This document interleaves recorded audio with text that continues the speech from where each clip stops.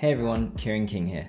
Today we are talking about something called a standby letter of credit, or an SBLC, or also an SLOC for short. Now this is basically a document that is issued by a bank that guarantees payment between two parties if one of them defaults on the payment. It is mainly used in international trade and agreements where two parties of the transaction don't know each other well and there is a need to facilitate trust between them. So let's look at an example. On one side of the transaction, we have a buyer, and let's say they want to buy a container of apples every month from a seller over here. So we have a buyer and a seller. The arrangement is that the seller will send over a container of apples each month, with each payment due within 30 days of the buyer receiving them.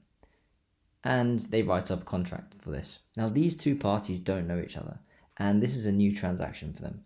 And in order to safeguard itself, the seller may ask the buyer for a standby letter of credit from their bank. This letter basically says if the buyer cannot pay for whatever reason, the bank will foot the bill. In other words, the bank is guaranteeing payment as it trusts that the buyer will not default. And if it does, the bank will pay up. And if this does happen, the buyer becomes in debt to the bank, as it is by name a credit, a standby letter of credit. So the buyer goes to its bank and applies for a standby letter of credit. The bank does their due diligence, they do some credit checks, just like they would when someone applies for a loan. The process is quite similar. The bank will then charge the buyer a fee for supplying this letter, which is normally between 1 to 10% of the total transaction amount. And they're doing this because they're assuming risk.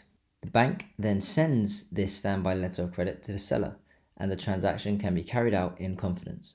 Sometimes an advising bank to the seller is used to help approve the letter of credit. And so the bank will send it to the advising bank bank will approve it and then pass it back on to the seller. It's really that simple. Now, as I said at the beginning, it is mostly used in international trade scenarios where the buyer and seller don't know each other. It is also used when the transaction is very large and their respective countries have different laws and regulations.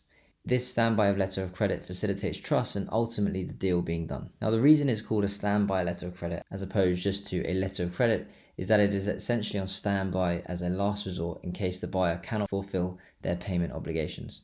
A normal letter of credit is a guarantee of payment when certain conditions are met rather than when they are not met. It's kind of like a reverse.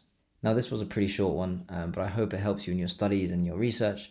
As always, I love to hear your comments in the bottom, and if you enjoyed this video and you like my channel, please do subscribe and check out my other financial education videos that are on there.